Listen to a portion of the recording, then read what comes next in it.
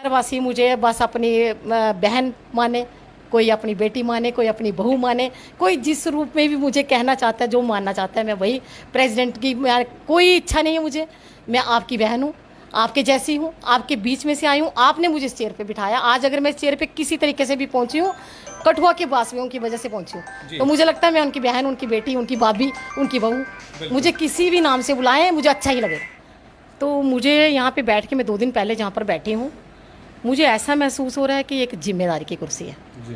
ये कुर्सी जिम्मेदारी की कुर्सी है, कोई पावर की कुर्सी नहीं है, सिर्फ एक जिम्मेदारी की कुर्सी। हमें जिम्मेदारी दी गई है, कितने दिन के लिए दी गई है ये तो बाद में पता चलेगा, और जितने दिन के लिए दी गई है मुझे लगता है इस कुर्सी पर बैठकर मुझे काम करना है।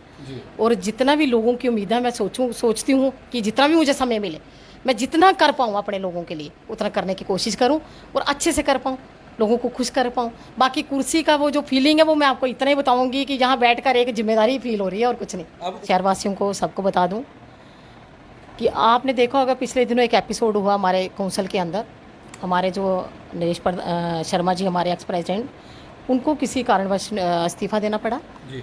तो जब प्रेसिडेंट चेयर पे नहीं रहता तो वाइस प्रेसिडेंट रहता है, तो वो एक्ट कर सकता है, वो एक्टिंग प्रेसिडेंट के रूप में काम कर सकता है, इंचार्ज के रूप में काम कर सकता है, जिसके तहत मैं यहाँ पे इस चेयर पे बैठी हूँ। और बाकी इस चेयर पे कहीं नहीं लिखा कि ये एक प्रेसिडेंट की कुर्सी है, कि जहाँ सिर्फ एक इलेक्टेड प्रेसिडेंट ही बैठेगा, एक्टिंग प्रेसिडेंट नहीं बैठेगा, ऐसा इस कुर्सी पे कहीं नहीं लिखा गया है। ये पब्लिक का ऑफिस है, यहाँ पे पब्लिक आती है। पहले तो एक रीज़न मैं इसका और भी दे दूँ, आप इसके साथ जोड़ दूँ कि जो नीचे हमारी बिल्डिंग है वहाँ वाइस प्रेसिडेंट का ऑफिस है जी। तो वाइस प्रेसिडेंट के ऑफिस में यहाँ पे एक वर्क चल रहा है रेनोवेशन का, रेनोवेशन वर्क चल रहा है, वहाँ पे वो ब्लॉक है ऑफिस। आप जानते होंगे कि म्यूनसिपल काउंसिल कठुआ पब्लिक का ऑफिस है, जहाँ 24 मतलब जितने दिन हम जहाँ पे बैठते हैं 7-8 घंटे यहाँ पर पब्लिक आती है, जनता आती है, अपने अपने इश्यूज लेकर हम उनको रिजॉल्व करने की कोशिश करते हैं। उनके लिए एक स्पेस चाहिए होती है, एक बड़ा ऑफिस चाहिए होता है, जहाँ पे हम बैठकर पब्लिक के जो इशू हैं वो सुन सकें और उनको हल करने का प्रयास कर सकें। तो वो भी एक बहुत बड़ा इशू था। वाइस प्रेसिडेंट का जो ऑफिस है वो ब्लॉक है, एक इशू। दूसरा उसका यही इशू था कि एक हमें स्पेस चाहिए थी खुली, वो जो इस ऑफिस के अंदर स्पेस हमारे पास अवेलेबल है। तो उसी के कारण जहाँ पे हमारे लोग जब आते हैं तो हमारी जनता आती है, हमारी पब्लिक आती है, कठुआ वासी आते हैं, तो हमें उनको बिठाने के लिए भी स्पेस चाहिए थी। इस कारण मुझे वो ऑफिस शिफ्ट करना पड़ा। इसी के कारण मेन तो प्रॉब्लम ये है।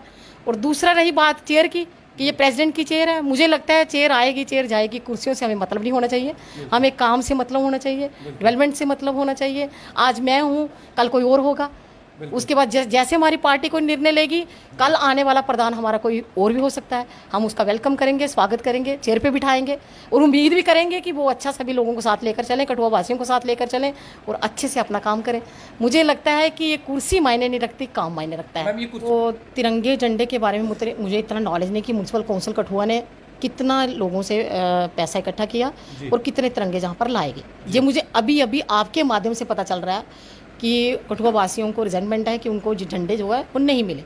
अभी अभी मुझे आपके माध्यम से ये बात पता चली है। अभी मेरे पास मेरे संज्ञान में ये चीज़ आई है, तो मैं ज़रूर ऑफिस के अंदर सीओ से अभी ये बात पूछूंगी कि आपने कितने पैसे लोगों से इकट्ठे किए और झंडे क्यों नहीं पहुंचे, इसका क्या रीज़न रहा होगा। ये मैं बड़ी जल्दी आपको पूछकर मैं शहरवासियों को ये क्लियर करूंगी इसकी पिक्चर। अभी मैं इस पर कोई जवाब नहीं दे सकती। 2 दिन पहले ही मैं यहाँ पे चार्ज संभाला, उसके पहले मैं पहले भी बीमार थी, 1 महीना बीमार रही, मैं ऑफिस के अंदर नहीं आई, तो मुझे इस बारे में कुछ ज़्यादा नॉलेज नहीं है। मैं सोचूँ कि ऐसे मैं कुछ बोल दूँ बिना पता के, तो सही नहीं रहेगा।